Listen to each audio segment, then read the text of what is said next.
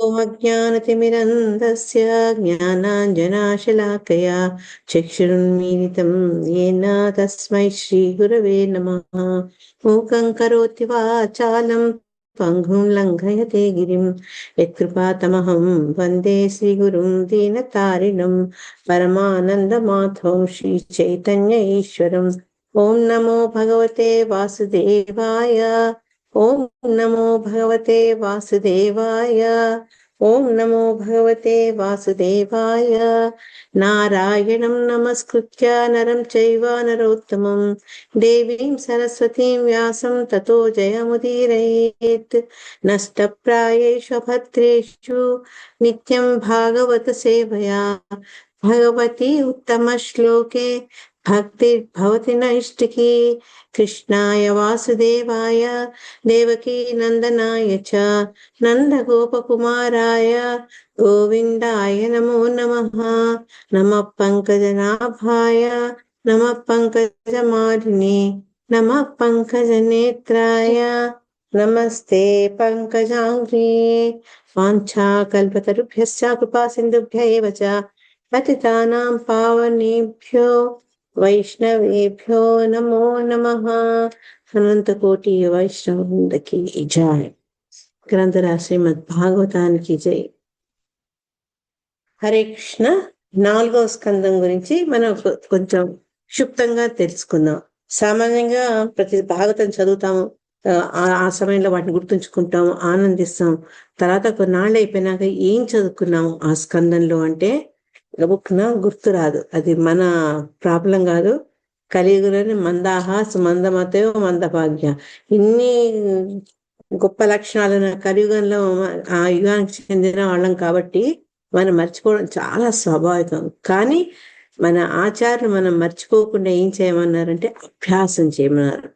ఎప్పుడు అభ్యాసనత కౌంటే ఈవెన్ భగవంతుడు స్వయంగా చెప్పారు.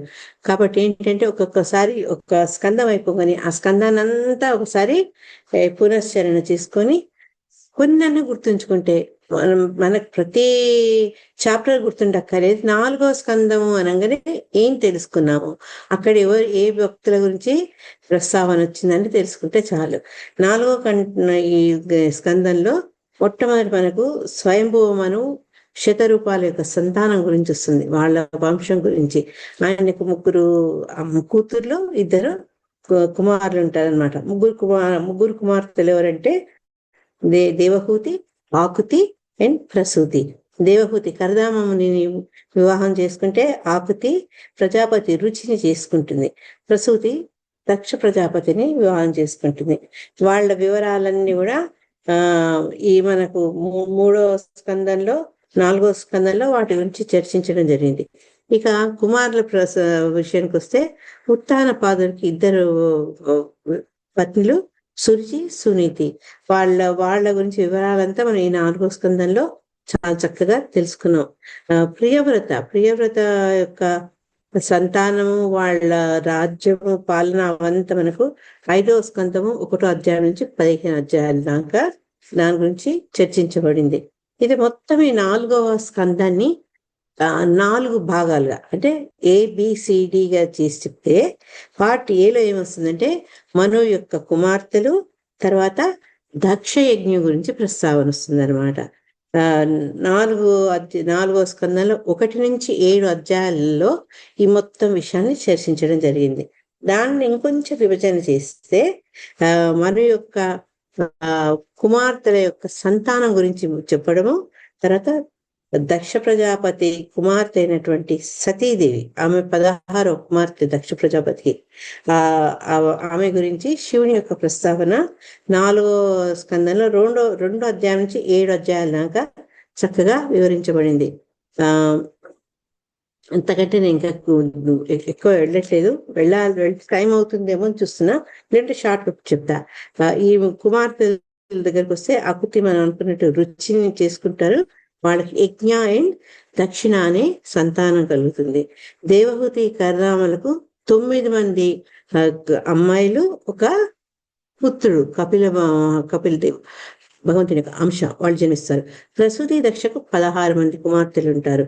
దక్షుడు ఏంటంటే శివుడు ఆయన ధ్యానంలో ఉంటూ సభలో అడుగుపెట్టిన దక్ష ప్రజాపతిని చూసి నిలబడలేదు, నిల్చోక అఘోరపరిచారని కోపగించుతాడనమాట.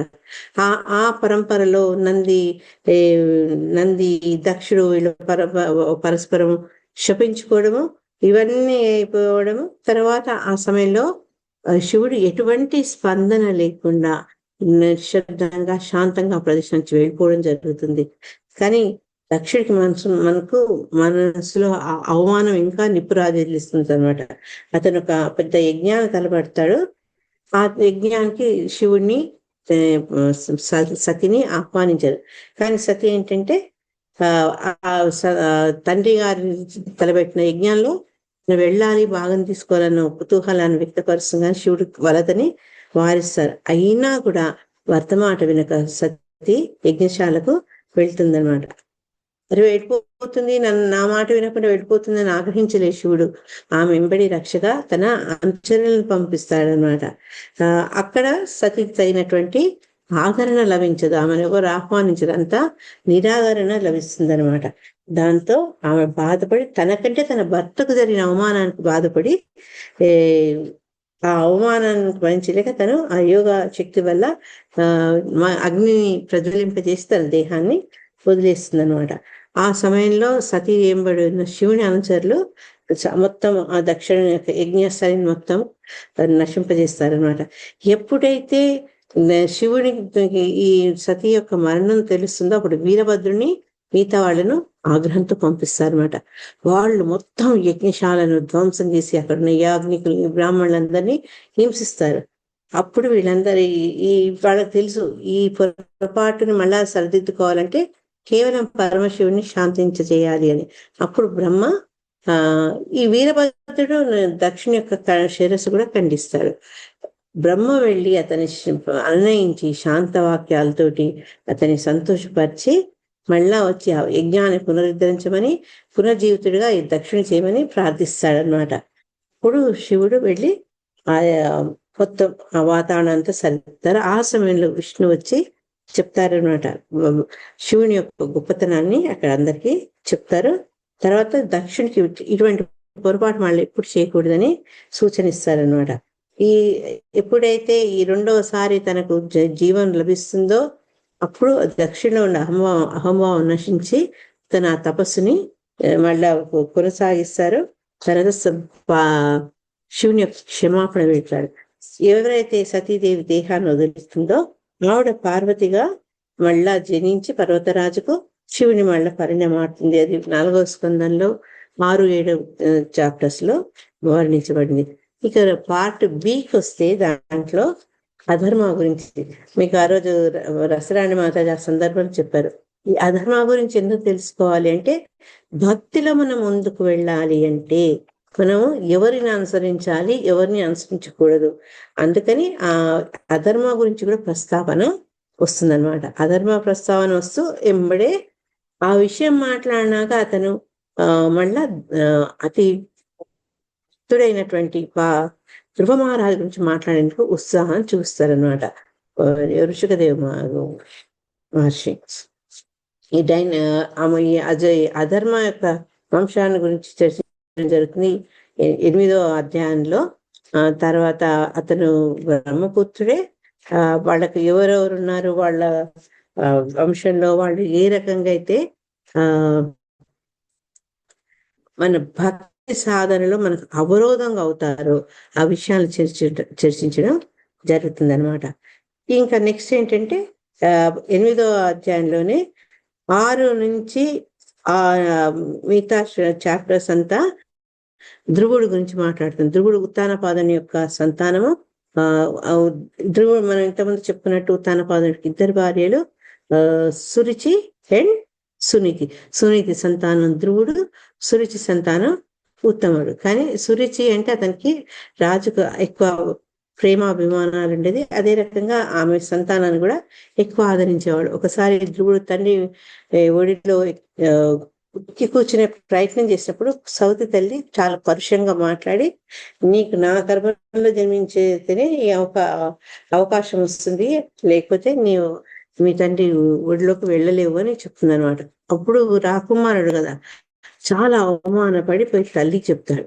తల్లి ఏమంటుందంటే, నువ్వు నాన్న భగవంతుని పూజించు, దేవాదేవుని శరణు తీసుకుంటే ఆయన నీ కోరికలన్నీ తీరుస్తారు అని చెప్తారు.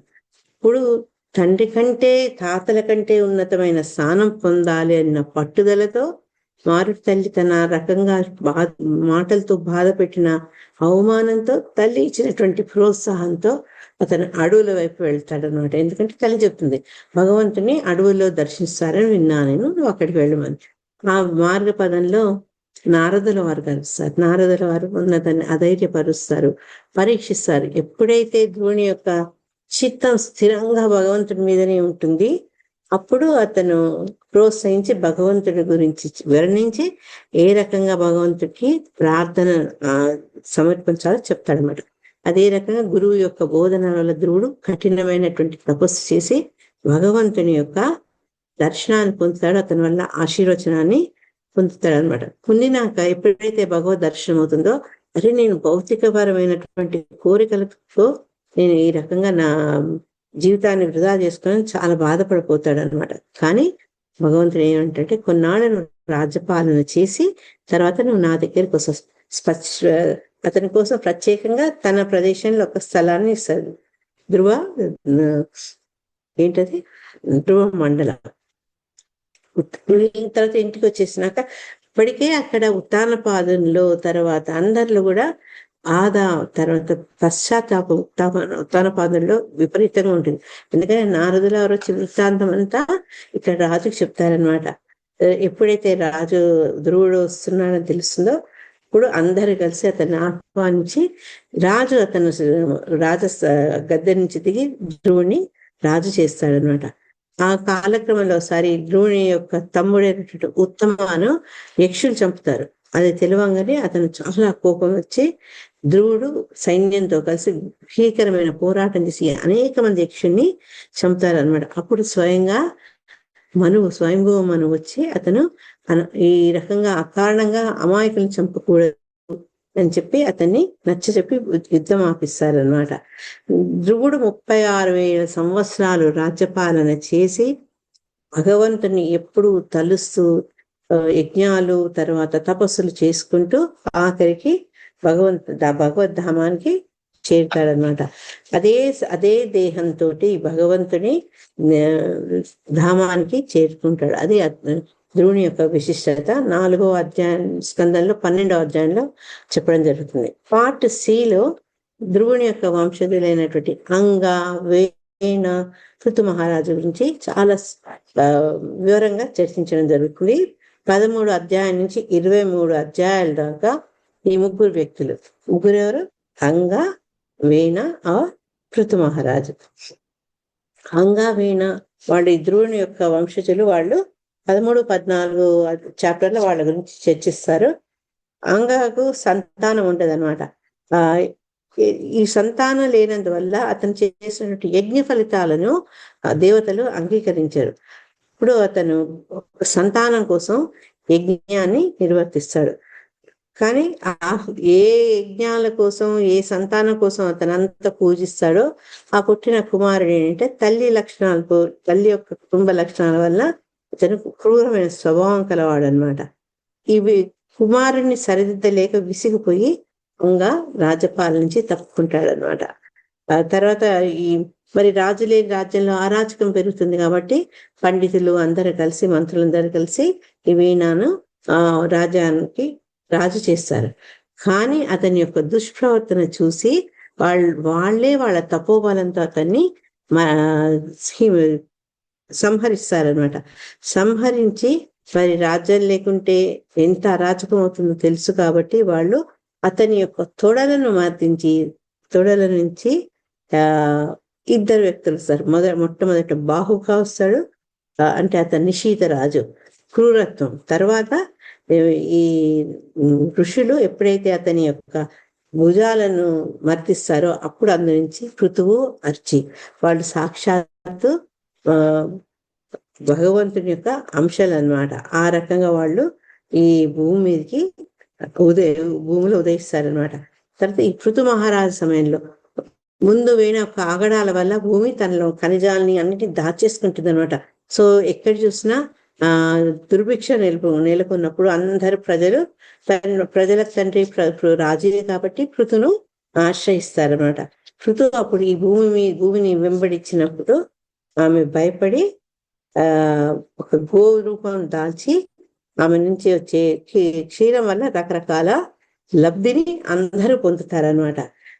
పృథు ఆయన ఎంతో గొప్ప పరిపాలన చేశారు. భగవంతుని యొక్క పాలనా శక్తి రూపం అన్నమాట పృథు మహారాజు. అది మనం ఎప్పుడైతే చాప్టర్స్ చదువుతుండేనో అప్పుడు తలుచుకున్నాం ఆయన యొక్క పాలనా దక్షత. భగవంతుడు అన్నిట్లో కూడా పూర్ణుడు. ఆయనలో ఉండే రకరకాల శక్తుల్లో పృథు మహారాజుగా అతని పాలనా దక్షతతోటి అవతరిస్తారనమాట. పృథు అనే 100 అశ్వమేధ యాగాలు నిర్వహిస్తారు. యజ్ఞాలు యాగాలు అవి దేవతలను సంతృప్తిపరచడం, తద్వారా వాళ్ళ నుంచి ప్రజలకు కావాల్సిన ప్రకృతి సంపద పొందడం, అందరూ ఆనందంగా ఉండడం. కానీ ఎప్పుడైతే ఇంద్రుడికి ఇతను 100వ అశ్వమేధ యాగానికి సమీపిస్తారో అప్పుడు భయం వేస్తుంది. తన రాజ్య పదవికి, తన సింహాసనానికి ముప్పు వాటిల్తుందని యజ్ఞ పశువైనటువంటి గుర్రాన్ని సంహరిస్తాడు. తీసుకెళ్ళినప్పుడు అతను సంహరించాడు, ఎత్తుకొని వెళ్ళిపోతాడు అనమాట. అప్పుడు ఫస్ట్ ఈ అతని కుమారుడు పృథు మహారాజు యొక్క కుమారుడు వెళ్ళి ఆ గుర్రాన్ని మళ్ళా తీసుకొస్తాడనమాట. అప్పుడు ఇతను చేసే ఆగడాలు భరించలేక ఇంద్రుడిని దండించే నిర్ణయం తీసుకున్నప్పుడు బ్రహ్మ ఆయన స్వయంగా వచ్చి పృథు ఏం చెప్తాడంటే, నువ్వు దయచేసి యజ్ఞాన్ని ఆపవలసిందిగా కోరుకుంటాడనమాట. అప్పుడు ఎప్పుడైతే ఈ బ్రహ్మ మాట కాదని లేక పృథు తన యజ్ఞాన్ని 100వ యజ్ఞాన్ని ఆపేశారో సాక్షాత్ నారాయణ విష్ణు అక్కడ ప్రత్యక్షం అవుతాడనమాట. ఈ యొక్క పృథు మహారాజు యొక్క స్వభావం ఎట్లాంటిదంటే, అంత తప్పు చేసిన ఇంద్రుడు ఎప్పుడైతే అతను క్షమాభిక్ష ప్రార్థిస్తాడో అప్పుడు అతన్ని క్షమిస్తాడు. క్షమించి ఆ భగవంతుడు ఎవరైతే వాసుదేవుడు ప్రత్యక్షమవుతాడో ఆయన్ని రకరకాల పలుకులతో మాటలతో ప్రార్థిస్తాడనమాట. పృథు అందరి ఇతని యొక్క పాలనలో ప్రజలకు ఏం చెప్పారు అంటే, సరైన సకాలంలో పన్నులు చెల్లించడము, తీసుకున్న పన్నుల ద్వారా ప్రజా సంక్షేమ కార్యక్రమాలు చేయడం, ఈ రకంగా అతను చక్కగా రాజ్యం వెళ్తూ అదే సమయంలో చతుష్కుమారుల ద్వారా అతను జ్ఞానబోధ పొందుతాడనమాట. జ్ఞానబోధ పొందినాక మెల్లగా కాలక్రమంగా అతను తన యొక్క రాజ్యాన్ని వదిలిపెట్టేసి అర్చితో సహా మళ్ళీ తన ధామానికి తిరిగి వెళ్ళిపోతారనమాట. అది 21, 22, 23 అధ్యాయాల్లో అది మాట్లాడడం జరిగింది. ఇక 4వ పార్ట్ అంటే పార్ట్ డిలో ప్రాచీన బరికి తత ప్రచేతాస్ గురించి చర్చించడం జరిగింది. ఇది 24 నుంచి 31 అధ్యాయాల్లో వీటి గురించి మనము పూర్తిగా చర్చించుకున్నాం. దాంట్లో మొట్టమొదటి భాగం అంటే ప్రాచీన బరిహిని ఒక కథారూపకంగా ప్రాచీన బరికి పురంజనుడు అనే ఒక క్యారెక్టర్ ని సృష్టించి తద్వారా నారదుడు ప్రాచీన బరికి ఏం చెప్పారు అనే దాన్ని మనం చర్చించుకుంటే, రెండో భాగంలో ప్రచేతలు ఎవరు, ప్రచేతల యొక్క కార్యక్రమాలు ఏంటి, వాళ్ళు నారదుడు ద్వారా ఏమి బోధన చెందబడ్డారు అనేది సెకండ్ పార్ట్ లో వస్తుంది అనమాట. మొట్టమొదటి ప్రాచీన బరికి ఎప్పుడు తపస్సులు చేస్తూ యజ్ఞ పశువుల్ని సాక్రిఫైస్ చేస్తుండడం చూసి అవి కర్మకాండ అంటే ముందు సదుద్దేశంతో స్టార్ట్ అయినప్పటికీ అతను కర్మకాండాలు ఎక్కువగా చేస్తున్నాడని నారదుడు వచ్చి, నువ్వు ఈ రకంగా నువ్వు జంతు హింస చేస్తున్నావు, అవన్నీ నీకోసం ఎదురు చూస్తున్నాయని చెప్తాడనమాట. చెప్పి ఈ నవద్వారపురిలో నివసించే పురంజనుడి గురించి అతని యొక్క భార్య గురించి చెప్పడం జరుగుతుంది. పురంజనుడి తర్వాత భార్యను వదిలిపెట్టేసి అతను వేటకి వెళ్ళడము, అతను అలసిపోవడము, ఎప్పుడైతే ఇంటికి తిరిగి వస్తాడో భార్య ఆగ్రహానికి ఎదురయ్యి ఆమె సమాధానపరిచే ప్రయత్నం చేయడము, తర్వాత మళ్ళా ఆమెతో సుఖంగా ఉండడము, అది కూడా చర్చించడం జరిగింది 26వ అధ్యాయంలో. 25లో నవద్వారపురి అవంత వివరణ, 26లో అతను ఎట్లా భార్యని నిర్లక్ష్యం చేసి అడవికి వెళ్ళడము, తర్వాత రావడము, తర్వాత ఎట్లా మళ్ళీ తన జ్ఞానాన్ని పొందాడనేది 26వ అధ్యాయంలో చెప్పారు. తర్వాత 27, 28వ అధ్యాయంలో చండవేగుడు కాలం యొక్క ప్రభావం, కాలకన్య అంటే జర, ఓల్డ్ ఏజ్. వాళ్ళు ఏ రకంగా పురంజనుని యొక్క నగరాన్ని వాడు దాడి చేశారు. తర్వాత పురంజనుడు చనిపోతూ చనిపోతూ కూడా భార్య పట్ల ఉండే వ్యామోహాన్ని, ఆమెతో పెంచుకున్న అనుబంధాన్ని తలుచుకుంటూ చనిపోవడం వల్ల అతను వైదర్భిగా తిరిగి జన్మిస్తాడనమాట. ఆ వైదర్భిగా జన్మించిన అతను మలయధ్వజ అనే రాజుని వివాహం చేసుకోవడము. భర్త మరణించిన తర్వాత ఈ వైదర్భి ఆమె ఓల్డ్ ఫ్రెండ్ అవిజ్ఞాత అంటే మన యొక్క పరమాత్మ సూపర్ సోల్, అతని ద్వారా మళ్ళీ ఈ బోధన పొందుతుంది. అది 27, 28 అధ్యాయాల్లో చదువుకున్నాం. తర్వాత ప్రాచీన పరిహి అర్థం కాదు అతనికి, ఇండైరెక్ట్ గా చెప్తే అతనికి అర్థం కాలేదు ఇంకా. అందుకని నారదు ఈ లాభం లేదు ఈ డోస్ అని డైరెక్ట్ గా ఈ ఆధ్యాత్మికత గురించి బోధించి, తర్వాత ఏ రకంగా ఆత్మ పరమాత్మను చేరుకునేందుకు ఏం ప్రయత్నాలు చేయాలి వాటన్నిటి గురించి చెప్తాడనమాట. ప్రాచీన పరికి ఎప్పుడైతే జ్ఞానబోధ కలుగుతుందో అతని ఎంబడే ఈ రాజ్యాన్ని త్యజిస్తాడనమాట. అది 29వ అధ్యాయంలో ఉంది. ఇక నెక్స్ట్ పార్ట్ ఇది ప్రచేతస్. ప్రాచీన పరికి ప్రచేతలకు వాళ్ళను వివాహం చేసుకొని వాళ్ళ సంతానోత్పత్తి చేసే ముందు తపస్సు చేయమని చెప్తారనమాట. కాబట్టి వాళ్ళు తపస్సు చేసేందుకు వెళ్తున్న సందర్భంలో వాళ్ళ భగవంతుణ్ణి ఆరాధిస్తూ వాళ్ళు తపస్సు చేసేందుకు పోతున్నారని తెలుసుకున్న పరమ వైష్ణవుడు శివుడు ఆయన వచ్చి వాళ్లకు చక్కటి రుద్రగీతాన్ని బోధిస్తారు. తద్వారా ఏంటంటే భగవంతుడి యొక్క గొప్పతనాన్ని వీళ్లకు తను తెలుసుకుని తను అనుభవించిన విషయాన్ని గురువుగా వాళ్ళకు ఉపదేశం చేస్తారు అనమాట. తెలుసుకున్న ప్రచేతలు 10,000 సంవత్సరాలు వాళ్ళు నీటి కింద ఉండి తపస్సు చేస్తారనమాట. వాళ్ళ యొక్క తపో ధ్యానానికి వాళ్ళ నిష్టకు భగవంతుడు సంతోషించి భగవంతుడు వాడి ముందు ప్రత్యక్షమైతే ప్రచేతలు భగవంతుని స్తుతి చేస్తారు, చక్కటి స్తుతి చేస్తారనమాట. చేసినాక వాళ్ళు బయటికి వచ్చి ఆయన ఆజ్ఞ మీద మరి వాళ్ళ వైవాహిక జీవితం స్టార్ట్ చేయాలి, వాళ్ళ ప్రోజని స్టార్ట్ చేయాలి. అందుకని వచ్చినప్పుడు విపరీతంగా పెరిగిపోయిన చెట్లను కట్ చేయడము, తర్వాత మంట పెట్టేయడము, ఆ తర్వాత ఆ చెట్ల ద్వారా ఎవరైతే అమ్మాయి పెంచబడుతుందో మరీష ఆవిడ్ని పెళ్లి చేసుకొని ఆమె ద్వారా సంతానాన్ని కన్నారు. దాంట్లో ముఖ్యంగా దక్షుడు, అది గురించి చెప్పుకోవాలన్నమాట. ఎప్పుడైతే ఆ దక్ష జననం అవుతుందో ఆ తర్వాత వాళ్ళు రాజ్య విరమణ చేసి దక్షిణి అధీనంలో భార్యను వదిలిపెట్టి వాళ్ళు నారదుడు ముందు రాజ్యాన్ని వదిలేశారు. తర్వాత వాళ్ళు యోగాభ్యాసం చేస్తూ భగవంతుని తెలుసుకునే ప్రయత్నాలు అన్నప్పుడు నారదులు వారు స్వయంగా రావడము, తద్వారా వాళ్ళ జ్ఞానబోధక జరిగి గురువు ద్వారా వాళ్ళు ఆదేశించబడి వాళ్ళు ధామానికి వెళ్ళిపోతారు అనమాట, భగవద్ధామానికి వెళ్ళిపోతారు. ఇవంతా ఈ కథనమంతా మైత్రేయుడి ద్వారా విదురుడు వినడము, ఆయనకు తన యొక్క కృతజ్ఞతలు తెలుపుకొని విదురుడు కూడా ఎటువంటి భౌతికమైనటువంటి ఆకర్షణ లేనివాడైనప్పటికీ అన్నిటినీ త్యజించిన వాడైనప్పటికీ కూడా అతను తన యొక్క బంధువులను చూసేందుకు హస్తినాపురంకి వెళ్ళడము. దాంట్లో మెయిన్గా ఉన్న అంతరార్థము ధృతరాష్ట్రునికి జ్ఞానబోధ చేసి అతన్ని మళ్ళా ఈ సంసార బంధం నుంచి, సంసార సాగ నుంచి బయటికి వేయాలన్న ఉద్దేశంతో వెళ్తారు అని చెప్పుకుంటూ ఈ 4వ స్కందం ముగిస్తుంది అనమాట. మైత్రేయుడు చెప్తాను, నెక్స్ట్ స్కందంలో నేను ప్రియవ్రతుని గురించి చెప్తాను అని చెప్తారనమాట. ఆ రకంగా 4వ స్కందం అయిపోయింది. 4వ స్కందం ఏంటంటే మనం అనుకున్నట్టు 3, 4 స్కందాలు. ఫస్ట్ 2 ఏంటి అంటే భగవంతుని యొక్క పాద పద్మాలు. ఆ రకంగా మనం భగవంతుడి మీద ధ్యానం పెట్టుకుంటూ ఎందుకు వినాలి, ఎందుకు తెలుసుకోవాలి, ఇవన్నీ తెలుసుకుంటూ 3, 4 స్కందాలు ఏంటంటే భగవంతుని యొక్క తొడలు అనమాట. విసర్గ గురించి విస్తరంగా చర్చించడం జరిగింది. విదుర అండ్ మైత్రేయుల మధ్య సామాన్యంగా ఈ 3, 4 స్కందాల్లో మనకు ఎక్కువ కనిపించేది వీళ్ళిద్దరి మధ్య సంభాషణ. మధ్యలో ఒకసారి పరీక్షితుడు, సుఖదేవి గోస్వామి వచ్చినప్పటికీ డామినెంట్ గా మనకు కనిపించే వాళ్ళు ఎవరు అంటే మైత్రేయుడు, తర్వాత విదురుల వారు అనమాట.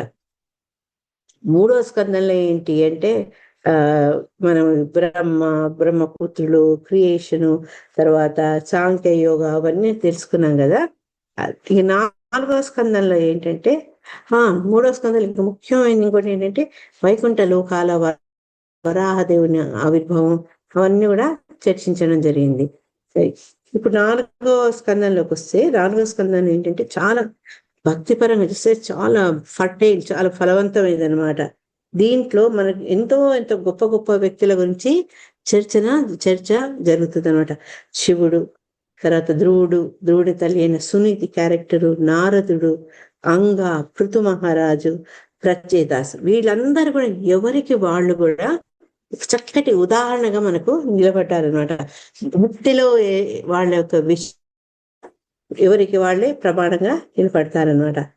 వీళ్ళ నుంచి మనం భక్తి నేర్చుకున్నట్టే ఈ అధర్మ సంతానాల గురించి మనం తెలుసుకుంటూ ఏవైతే మనకు ప్రతికూలంగా ఉంటాయి మన భక్తి జీవితంలో ముందుకు సాగేందుకు అవి కూడా తెలుసుకోవాలి.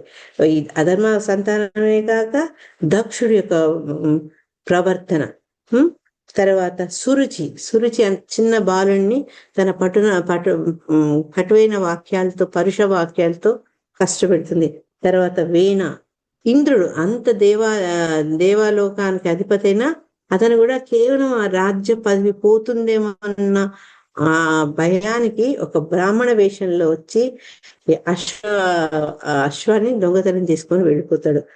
తర్వాత ప్రాచీన పరిహి ఇంత గొప్ప వ్యక్తి అయినప్పటికీ కూడా అతను ఎట్లా కార్మిక కర్మల్లో చిక్కుకోవడం, అతను జంతు హింస చేయడం, వీటన్నిటి ద్వారా మనం చూసి తెలుసుకోవాల్సింది ఏంటంటే భక్తిలో ముందుకు వెళ్ళాలంటే మనలో ఏ లక్షణాలు ఉండకూడదు, ఏవి ఉండకూడదో వీళ్ళ ఎగ్జాంపుల్ అనమాట.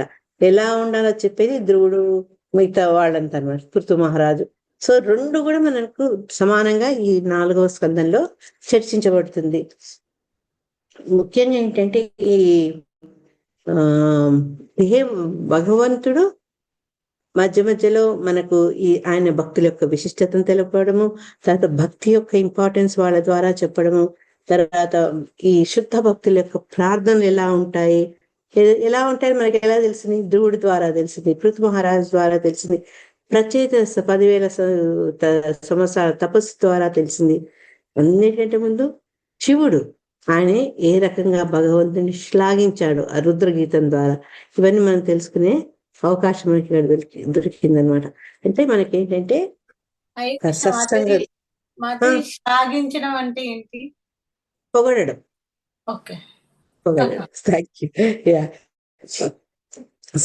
భక్తుల సమక్షంలో అందరం పరస్పరం బోధయంత పరస్పరం అన్నట్టు ఇంత గొప్ప కృష్ణ కథ భక్తి గురించి మనము సత్సంగం ద్వారా తోటి డివోటీస్ ద్వారా వినడం వల్ల మనం ఎంత ఆనందం పొందుతామో, ఈ ఆనందం ముందు మనకు స్వర్గం కూడా మన కంటికి అది తుచ్చంగానే కనిపిస్తుంది. ఇంకోటి మోక్షం మీద కానీ స్వర్గాపేక్ష కానీ ఉండదు. ఇది అనేక క్యారెక్టర్స్ ద్వారా మనకు చెప్పడం జరిగింది. అంటే ఒక శుద్ధ భక్తుడు ఏం కోరుకుంటాడు అంటే కేవలం భక్తిని, భగవంతుని గుణ రూప నామ విశేషాలను కీర్తించడం కోరుకుంటాడు కానీ స్వర్గ సత్యాలు కానీ భగవంతుని యొక్క బ్రహ్మజ్యోతిలో మర్జవడం కానీ అతను ఎప్పుడు కోరుకోడు అనమాట. ఇవి కేవలం కర్మకాండీసు, జ్ఞానులు వీళ్ళందరూ కోరుకునే గమ్యాలు అవి. కానీ శుద్ధ భక్తుడు కావాల్సింది ఏంటి? ఎప్పుడు ఆ భక్తిలో పటిష్టంగా ఉండాలి, నేను భక్తులతోనే నేను ఉండాలి. అది మనకు ఈ 4వ స్కందంలో చాలా కనిపిస్తుంది అనమాట. ఈ స్కందంలో రాజర్షులు మనం చాలా మంది చూసాం. రాజర్షులు ఎవరెవరు ఉన్నారు ఒక్కసారి చెప్పండి. అంటే రాజులు అయినప్పటికీ కూడా ఋషుల్లాగా ఎటువంటి అటాచ్మెంట్ లేని వాళ్ళు. ఫస్ట్ నుంచి తీసుకురండి. ధ్రువుని తండ్రి ఎవరు?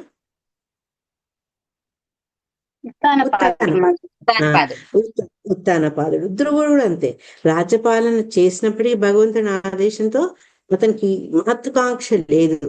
ఎప్పుడు మళ్ళీ భగవద్ధామానికి వెళ్ళిపోదామా అని అతనిలో కోరిక ఉందనమాట. తర్వాత అంగరాజు కూడా అంతే. అతను ఎంతో ధర్మపరాయణుడు. పృథు మహారాజు అయితే ఇంకా మనం చెప్పక్కర్లే, సాక్షాత్ భగవంతునదే. ప్రాచీన పరిహి, ప్రాచీన పరిహిని 2 రకాల ఎగ్జాంపుల్ తీసుకోవచ్చు.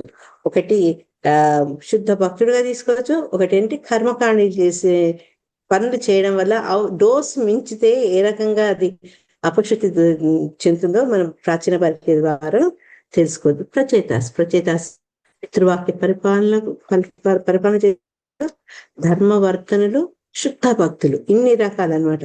వీళ్ళు రాజ్యపాలన చేసినప్పుడు వీళ్ళు మామూలు వాళ్ళు కాదు, ఋషులు కాదు, అరణ్యాల హరి కృష్ణ. సారీ మాతాజీ, ఆ, ఉత్తాన ఫాదర్ రాజరిషి అన్నారు కదా మీరు, అవును, ధ్రువ ఫాదర్ రైట్?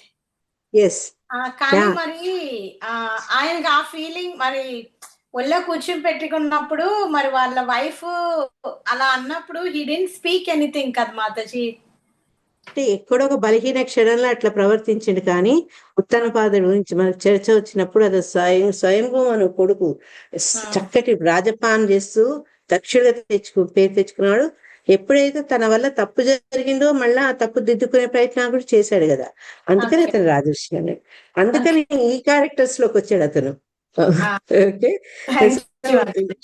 వీళ్ళంతా ఏంటంటే పదవి బాధ్యతలు నెరవేరుస్తూ కూడా, అంటే బాధ్యతల నుంచి పారిపోలేదు, బాధ్యతలు నెరవేరుస్తూ అందరికి ఒక ఉదాహరణగా ఆదర్శప్రాయంగా ఏ రకంగా భక్తి కొనసాగిస్తూ మనలో డిటాచ్మెంట్ ఎలా ఉండాలి అనేది చూపించారనమాట వీళ్ళు. ఈ స్కందం ద్వారా మనకు ఇంకో చక్కటి ఎగ్జాంపుల్ ఏంటంటే, అంత రాజులు అంత మగవాళ్ళ గురించి అంటే లేదు, ఇందులో స్త్రీలు కూడా ఆదర్శప్రాయంగా ఉన్నారు. అనసూయ, అత్రి వివాహం చేసినటువంటి అనసూయ, ఆమె గురించి మనం ఎందుకు చెప్పుకున్నాం? అనసూయ గురించి మాతాజీ చెప్పారు, అశ్రాణి మాతాజీ.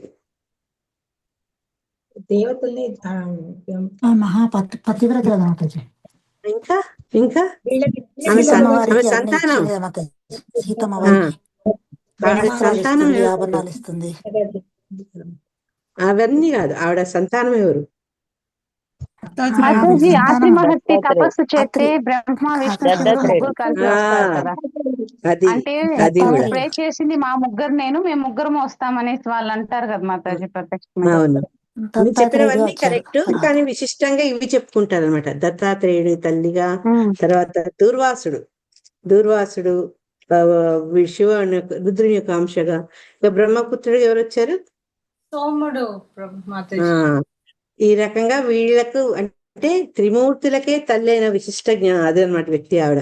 సో అనసూయ సతి, ముందు పుట్టింటి మీద వ్యామోహంతో భర్త మాట వినకుండా వెళ్ళినా భర్తకు జరిగిన అవమానాన్ని తన అవమానంగా భావించి తన దేహత్యాగం చేస్తుంది.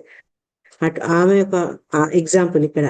సునీతి, ఆమె భర్త ద్వారా సవతి భార్య ద్వారా ఆమె ఏమంటారు జరిగిన అవమానానికి ఆమె ధ్రువుని రెచ్చగొట్టలేదు, ఇంకా ఆయన స్వాంతనపరిచి సద్మార్గం చూపించింది కాబట్టి ఆవిడ కూడా ఉదాహరణ. తర్వాత అర్చి ఎవరు?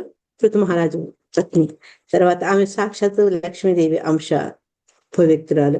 దెన్ వైదర్భి అంటే మనం లాస్ట్ లో చదువుకున్నాం కదా, ఎప్పుడైతే ప్రాచీన పరిహి కాదు, పురంజన స్టోరీ చెప్పు మళ్ళీ ఆవిడ స్త్రీ జన్మ పొందడము, ఆ వైదర్భి కూడా మళ్ళా భర్తను అట్లా సేవించింది. అందరూ ఆదర్శంగా చెప్పుకున్నాడు భర్తను ఆమె సేవించిన విధానం.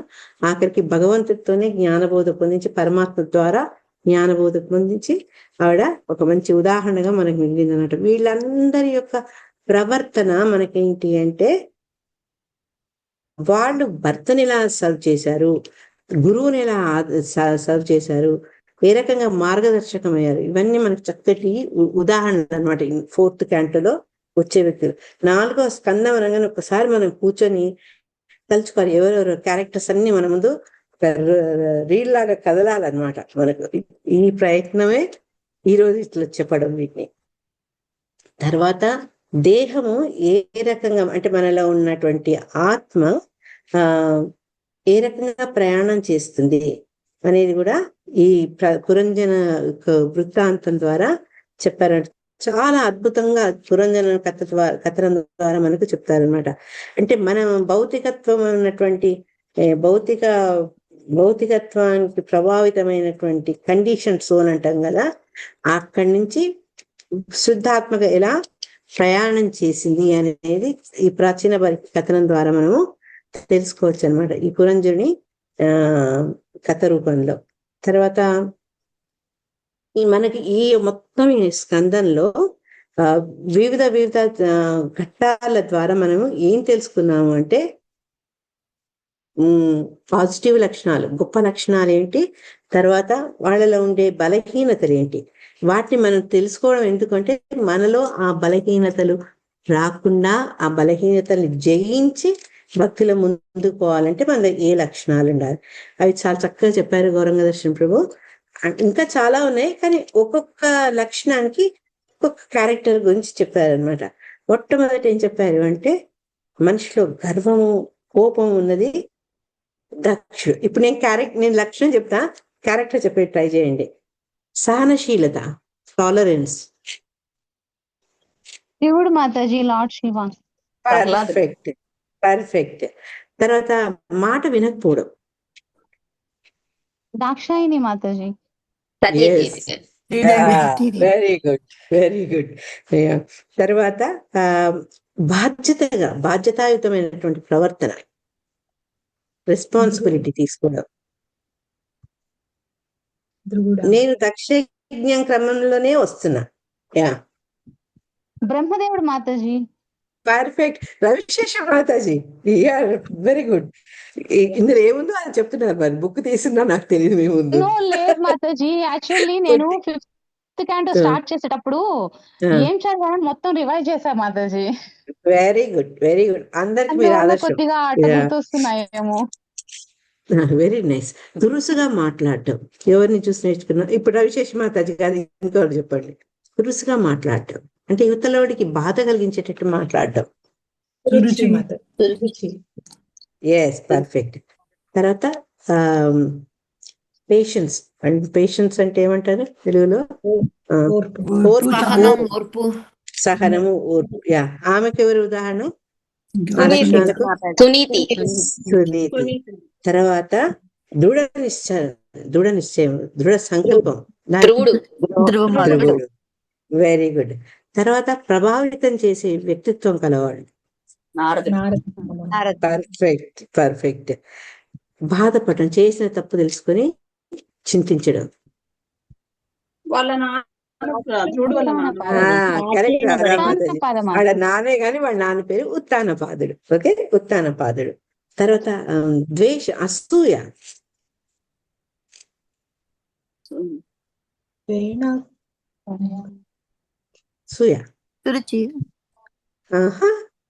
ఇంద్రుడు. ఇంద్రుడికి ఎప్పుడు ఎవరు తపస్సు చేసినా ఏది చేసినా ఫస్ట్ అమ్మో వాడు వచ్చి నా సీట్ లాగేసుకుంటాడో అని ఎప్పుడు అది అనమాట అసూయ. తర్వాత క్షమాగుణం. పర్ఫెక్ట్, పృథు మహారాజు. అండ్ డెడికేషన్ కి కరెక్ట్ తెలుగు పదం ఇంట్రెస్ట్ అండి మాతాజీ? అర్పణాభావం, అర్పిత భావం, అర్పణాభావం, అంకిత భావం. Yes, thank you. అంకిత భావం. అర్చి. ఓకే, పృథు మహారాజు యొక్క పత్ని అయినటువంటి అర్చి, ఆవిడ అంకిత భావం. తర్వాత డిటాచ్మెంట్, ఇటువంటి విరక్తితో కూడి ఉండడం. కొంచెం వెనకపోండి, కొద్దిగా వెనకపోండి, పృథు కంటే వెనకపోండి. అంటే శివుడు కూడా మీరు మూడో స్కందంలోకి వెళ్ళిపోతున్నారు. కపిలదేవుడు ఆయనకు అంత రాజ్యం పోనీ, ఆ కొడుకు ఎట్లన్నా పోనీ, నేను ఎంజాయ్ చేద్దాం, నేను పరిపాలన చేద్దాం అనుకోలేదు. ఆయన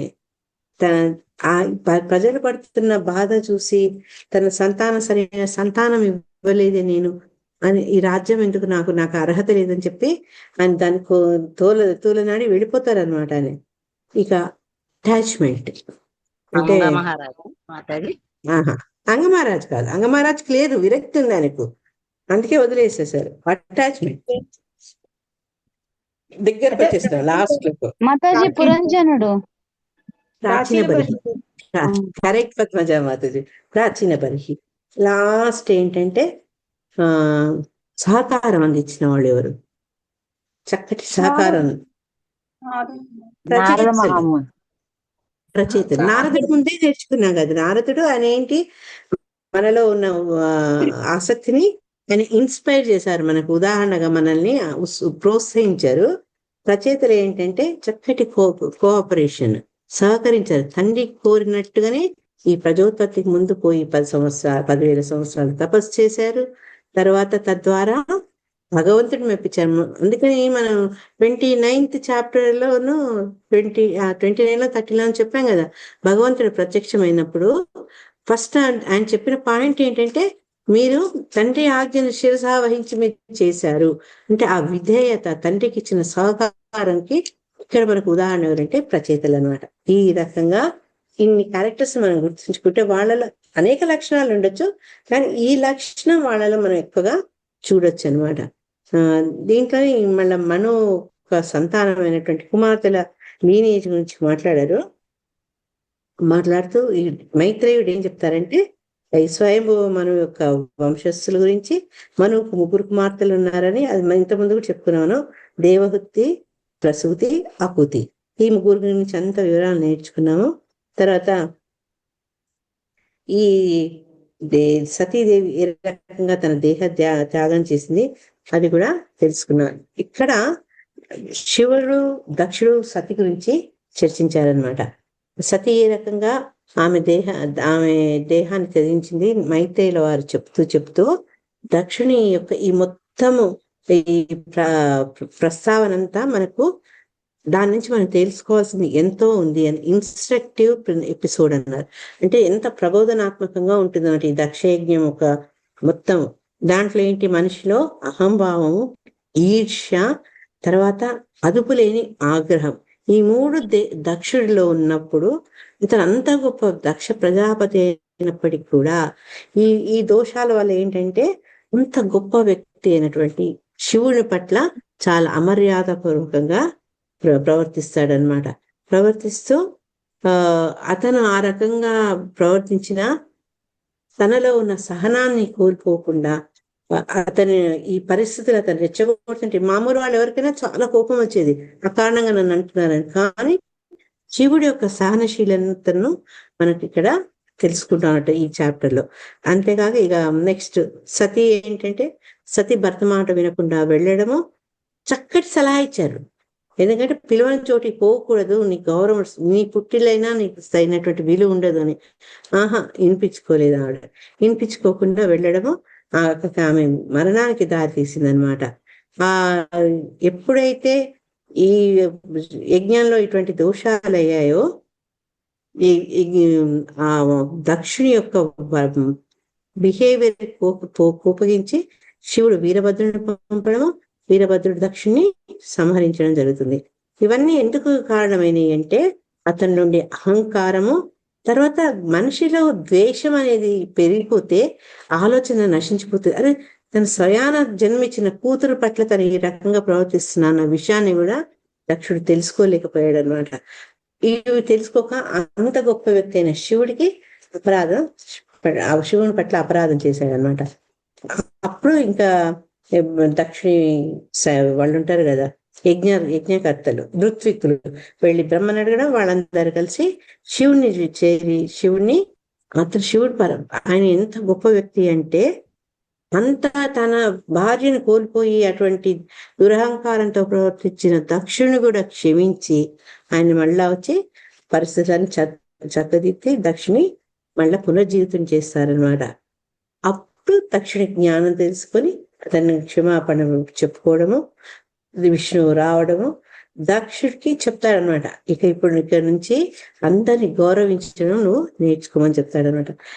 అధర్మ గురించి ఎందుకు తెలుసుకున్నాము అంటే, మనో యొక్క సంతానం గురించి, అమ్మాయిల గురించి అంతా చెప్పినాక మైత్రేయుడు చాలా కొద్దిగా క్లుప్తంగా ఈ అధర్మ యొక్క రిలీజన్ ని చెప్తాడు. అధర్మ కూడా మరి ఎవరు అంటే సాక్షాత్ బ్రహ్మ యొక్క సంతానం అనమాట. వీళ్ళు ఆయనకు వంశానికి చెందిన వాళ్ళు ప్రతి ఒక్కళ్ళు కూడా ఏదో రకంగా భక్తి మార్గంలో అవరోధం కలుగుతుంది అని చెప్తారట.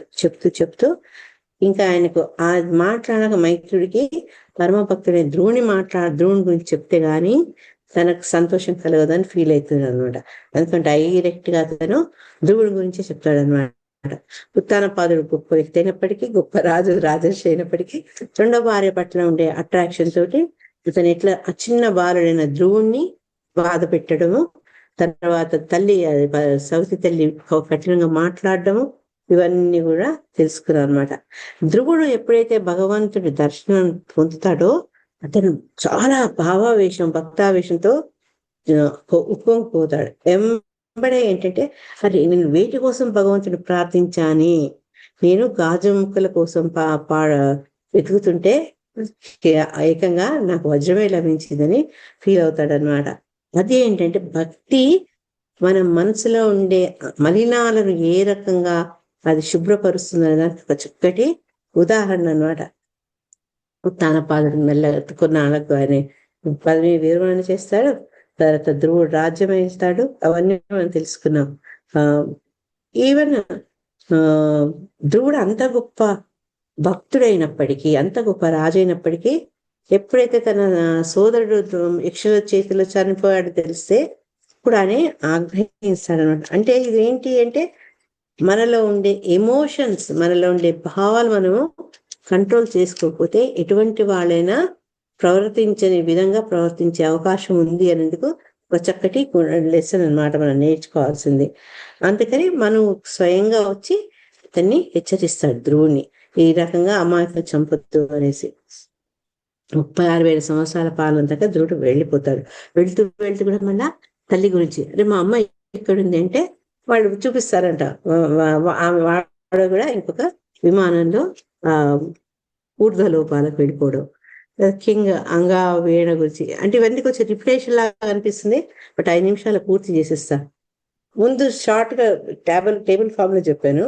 తర్వాత ఒక్కొక్క క్యారెక్టర్ లో నేర్చుకోవాల్సినవి ఏం తెలుసుకోకూడదు చెప్పాము. ఇప్పుడు ఏం చేశానంటే టాపిక్ వైజ్ దాని గురించి డిస్కస్ చేస్తూ అంగా వీణ గురించి చెప్పారు. ధ్రువుడి యొక్క వంశానికి చెందినటువంటి గొప్ప రాజు అంగుడు. అతని భార్య ఏంటంటే మృత్యు సంతానం కాబట్టి ఆవిడ లక్షణాలు ఆమె యొక్క లక్షణాలు కుడికి పుచ్చుకొని ఏ కొడుకు కోసం అతను అంత తపస్సు చేశాడో అటువంటి కొడుకు క్రూరమైన వ్యక్తిత్వంతో పుడతాడనమాట. ఎన్నో ప్రయత్నాలు చేశాడు కొడుకును సరిదిద్ది ఆదర్శమైన వ్యక్తిగా రాజ్యానికి ఇద్దాం అనుకుంటే ఆ ప్రయత్నాల్లో అది అతను విఫలం అయిపోతాడనమాట. ఇది భగవత్ సంకల్పమే, నాదేం లేదని అతను ఇంకా రాజ్యాన్ని వదిలి వెళ్ళిపోవడము. తర్వాత ఋషులాన్ని ముందు ఈ వీణ చెడ్డోడో ఎవడో ఒకడు ముందు రాజ్యానికి కాపాడే ఉత్తరాధికారి ఉండాలని పెడతారు. కానీ ఎప్పుడైతే వాళ్ళ అంచనాలు తప్పయి ఇతను ఇంకా ఇంకా క్రూరంగా ప్రవర్తిస్తూ రక్షించాల్సిన వాడే భక్షించే రకంగా తయారయ్యేటప్పటికీ వీళ్ళు శిక్షించేందుకు రెడీగా అవుతారనమాట. అతన్ని వాళ్ళ మంత్రశక్తి ద్వారా, ఏ ఆయుధాన్ని ఉపయోగించే వాళ్ళు మంత్రశక్తి ద్వారా అతన్ని సంహరించడము. ఆయన దేహం నుంచి వాహకుడు, తర్వాత పూర్తో భాగం నుంచి వీళ్ళు మన మహారాజు పృథు అర్చి రావడం. ఆ తర్వాత పృథు మనం నెక్స్ట్ మహారాజు పృథు ఎప్పుడైతే అపేర్ అవుతాడో వీళ్ళిద్దరు భగవంతుడి యొక్క దేవేరి వాళ్ళిద్దరు పృథు అర్చిగా వచ్చినప్పుడు అందరూ వచ్చి రకరకాల దేవతలు వచ్చి వాళ్ళు ఆయనకు బహుకరించారనమాట. అనేక బహుమానాలు ఇస్తారు వాళ్ళు. తర్వాత చక్కటి గ్రాండ్ గా చాలా వైభవంగా అతన్ని రాజ్యాధికారిని చేస్తారనమాట. ఇంకా రాజు నాకేముంది తెలిసిపోయింది అందరికి, తమను కాపాడే నాదుడు వచ్చాడని అందరూ ఆయన్ని ఆశ్రయిస్తే భూమి మీద ఆగ్రహించి అతను శిక్షించేందుకు బయలుదేరుతారనమాట. అప్పుడు ఆమె రూపంలో వచ్చి నా నుంచి నేను దాచిపెట్టి ఇన్ని రోజు అన్యాయం మూలంగా నేను భూమిలో నిశ్చితం చేసుకున్నా, ఇప్పుడు తీసుకోమంటున్నారట. కేవలం పృథు కాక దేవతలు, ఋషులు, సురులు అందరు కూడా వాళ్ళకి ఏం కావాలో అది తీసుకుని చాలా డీటెయిల్ గా ఉంది అది 17-18 అధ్యాయంలో. కానీ ఇంకా మొత్తం తన పాలనలో ప్రజలందరూ సుఖ సౌభాగ్యాలతో ఉండాలి, దానికి కావాల్సింది అశ్వమేధ యాగం. మనం ధర్మరాజు గారి పాలనలో చూస్తాము, ఈ రకంగా వాడు పరీక్షితుని పాలనలో చూస్తాం. ఈ యజ్ఞాలు యాగాలు ప్రజాహితం కోసం భగవంతుని యొక్క రిప్రజెంటేటివ్స్ అయిన దేవతల్ని ఆనందపరిచే ప్రయత్నంలో చేస్తారు. కాబట్టి పృథు కూడా చేస్తారనమాట. చేసిన మనం ఇంతకుముందు తెలుసుకున్నట్టు 99 అయిపోతుంది. 100వ యజ్ఞం అప్పటికి ఇంద్రుడి ద్వారా విఘ్నం వస్తుంది అనమాట. విఘ్నం వచ్చినప్పుడు అతన్ని సంహరించే సమయానికి బ్రహ్మ ఆపేయమని యుద్ధం కాదు, యజ్ఞాన్ని విరమించుకోమంటే పాపం బ్రహ్మ మాటకి ఎదురు ఆడకుండా ఆ యజ్ఞాన్ని విరమణ చేస్తారు. చేసినందుకు అతనిలో ఉండే ఆ వినయ విధేయతలకు ఆనందపడి భగవంతుడు ప్రత్యక్షం అవడము, తర్వాత అతని ద్వారా చక్కటి ప్రేయర్స్ అందుకోవడం జరుగుతుంది అనమాట. ఇంద్రుడు కూడా అతని స్వభావం మారిపోతుంది, క్షమాపణ వేడుకుంటాడు. ఇంద్రుడు ఇట్లాంటి పనులు చేస్తుంటారు మధ్య మధ్యలో ఆయన. యా తర్వాత పృథువు ఏం చెప్తాడంటే తన ప్రజలకు ఏం చెప్తారు అంటే భక్తి అనేది ఎంత ఇంపార్టెంట్ చెప్తూ, మనం ఏ పని చేసినా భగవంతుని యొక్క ప్రీతి కోసం చేయాలి అన్న విషయాన్ని చెప్తూ, బ్రాహ్మణులను వాళ్ళను మనం గౌరవించాలి, ఆదరించాలి. నమ బ్రాహ్మణ్య దేవాయ గోబ్రాహ్మణికాయ జగతితాయ కృష్ణాయ గోవిందాయ నమో నమః. ఇవన్నీ జరుగుతున్న సమయంలో అతని గురువులైనటువంటి కుమారులు, 4 కుమారులు ఉంటారు కదా, వాళ్ళు వచ్చి అతన్ని ఎంతో చక్కగా ఆదరించి వాళ్ళ ద్వారా వాళ్ళ యొక్క బోధల్ని ఇతను స్వీకరించి ఇద్దరు భగవద్ధామాన్ని తిరిగి వెళ్ళిపోతారనమాట. దేవతలు కూడా పృథు యొక్క పాలనను, అతని యొక్క ఔన్నత్యాన్ని పోతారు వాళ్ళు. ప్రాచీన వారి ప్రచేతాస్ మనం చాలా చదువుకున్నాం, మేము మళ్ళా రిపీట్ చేయగానే ఈ పృథు యొక్క వంశంలోనే ఈ ప్రాచీన పరిహి ఆయన యొక్క 10 మంది కుమారులు వస్తారు. ఈ 10 మంది కుమారులు ప్రచేతసు, వాళ్ళు కూడా ముందు ప్రజాపతులుగా వాళ్ళు ప్రజోత్పత్తి చేయాలి. కాబట్టి వీళ్ళని తపస్సు చేసి క్వాలిఫైడ్, ఇది నా కొడుకులు కాబట్టి వీరు ఆటోమేటిక్ గా మీరు రాజ్యాన్ని తర్వాత ప్రజాపతులు కాండి అని చెప్పలేదు ఆయన. దానికి సన్నిహితం మిమ్మల్ని చేసుకోండి, మీరు దానికి తగిన అర్హతను సంపాదించుకోండి అని తండ్రి కుమారులను పంపిస్తారనమాట తపస్సుకి. ఆ మార్గ మధ్యంలో శివుని ద్వారా వాళ్ళకు బోధన జరుగుతుంది, రుద్రగీతం వింటారు. ఇంకా వాళ్ళు ఏంటంటే భగవంతుని యొక్క అందము, భగవంతుని యొక్క ఔన్నత్యము, ఇవన్నీ వాళ్ళకు బాగా స్పష్టం అయిపోతాయి అన్నమాట. భక్తి ఎంత ముఖ్యము, భగవంతుని సంతోషపరచాలంటే ఇవన్నీ తెలుసుకొని ప్రాచీన వారికి ఒక పక్కేమో ఇతని పనులు, ఆయన కర్మకాండలు యజ్ఞకాండాలు చేస్తుంటారు.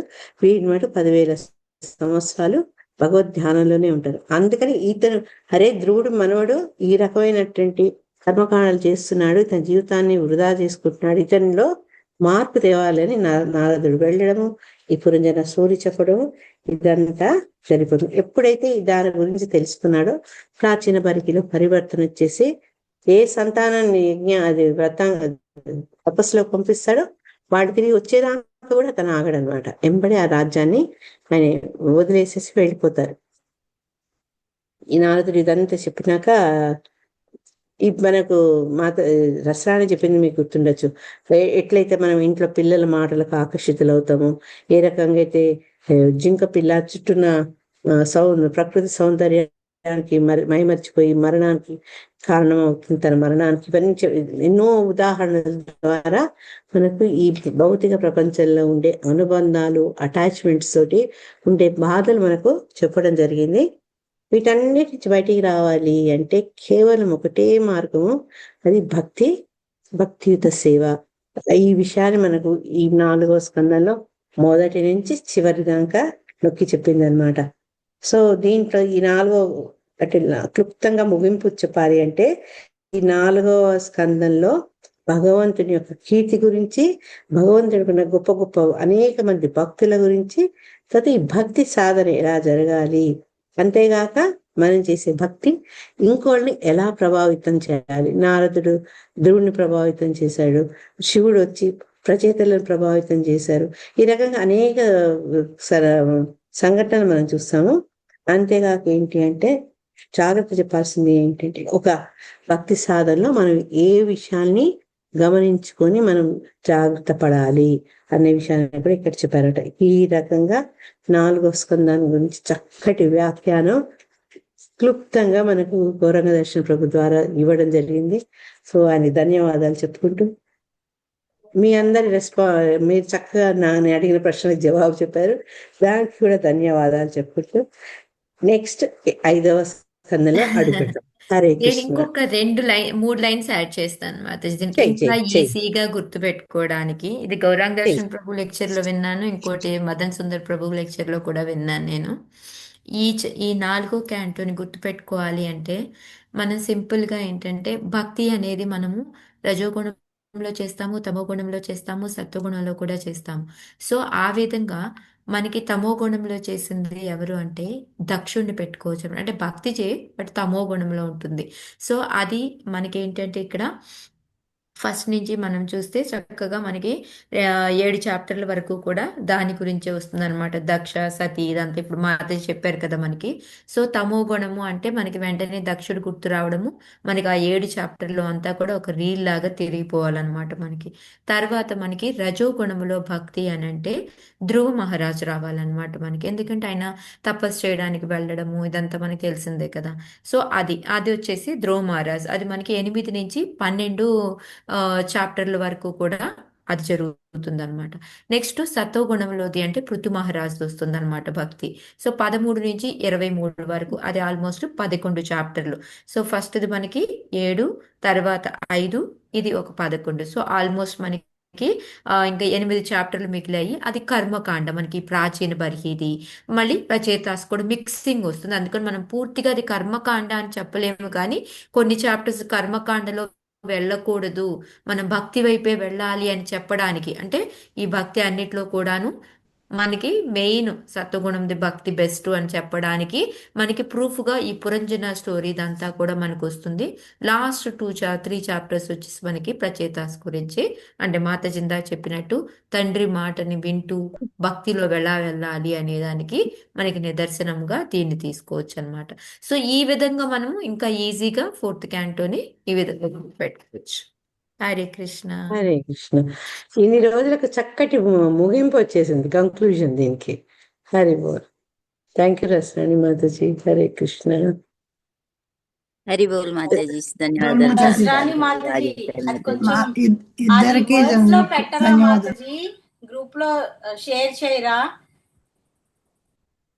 రసరాణి మాతాజీ? చేస్తాను. Thank you Mataji, thank you so much. Hare Hare Krishna Mataji. ధ్రువుడి సోదరుడిని చంపితే అతను మళ్ళా వెళ్ళి ఫైట్ చేయటం అదంతా ఉంటుంది కదా మాతాజీ. అవును మాతాజీ, అదంతా కూడా మనకి ఆ చాప్టర్స్ లోనే వస్తుంది. 8 నుంచి 12 5 చాప్టర్స్ లోనే వస్తుంది.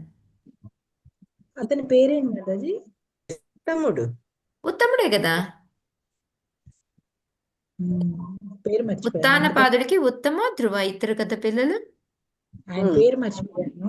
అవునా, వాళ్ళ నాన్న పేరే మాతాజీ ఆల్మోస్ట్. కొంచెం అక్కడ కన్ఫ్యూజన్ అయ్యాను.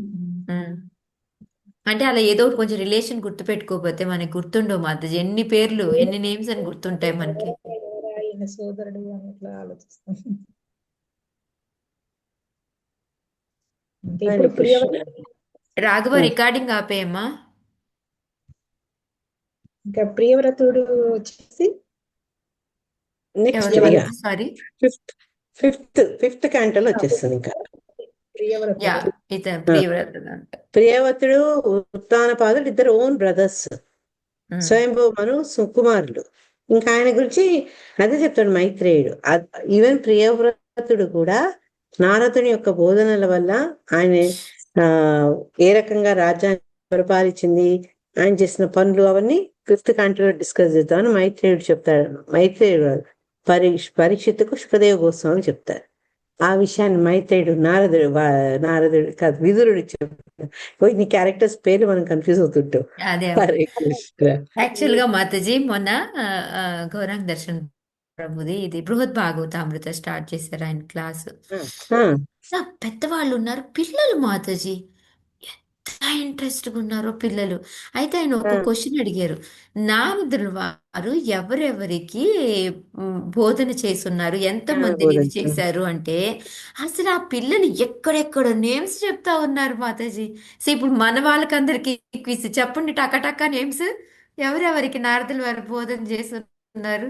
మన 4th క్యాంటోలోనే బోల్డ్ మంది ఉన్నారు. ధ్రువ మహారాజ్ మాతాజీ. ధ్రువ మహారాజ్ ఇంకా అసలు స్టార్టింగ్ చేసేది ప్రచేతాస్కి ప్రచేతాసు ప్రాచీన బర్హి. అది ఆ పిల్లలు ఆ పేర్లు చెప్పారు, ప్రచేతాసు ప్రాచీన బర్హి అంటే ప్రభు కూడా ఆశ్చర్యపోయి కరెక్ట్ మనకి గమ్మున ఎవరు ప్రహ్లాదు, ధ్రువ వీళ్ళు గుర్తొస్తారు కానీ మనకి ఈ ప్రాచీన బర్హి అంటే ప్రచేతాస్ అంటే ఇవన్నీ అంత తొందరగా గుర్తురావు. అంటే మనకి ఇప్పుడు అయ్యింది కాబట్టి రీసెంట్ గా. అంటే ఆ పిల్లలు ఎప్పుడెప్పుడో విని అంత గుర్తుపెట్టుకొని చెప్పడం చాలా నాకు మెస్మరైజింగ్ గా అనిపించింది. నాకు ఎంత ఆనందం వేసిందో. పిల్లలమ్మా వాళ్ళు తెల్ల పేపర్లు. అవును మాతాజీ, వాళ్ళు సరిగా వింటే అసలు వాళ్ళ బ్రెయిన్ తో మన సమానం కాదు మాతాజీ. అంత బాగా వింటారు వాళ్ళు, కానీ వినరు, కుదురుగా అంతే. మనం ఏంటంటే ఎన్ని పేర్లు ఎన్నో వింటారు విషయాల పిల్లలు. గురించి మనం ఆలోచిస్తాం. కరెక్ట్.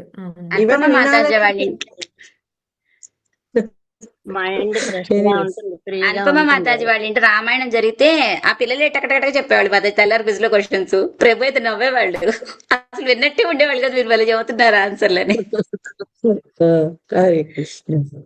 ఓకే అమ్మా, సో మనం రాఘవ్ ప్రేయర్స్ లేనట్టున్నాడు, రికార్డింగ్ ఆపమంటే ఆపట్లేదు.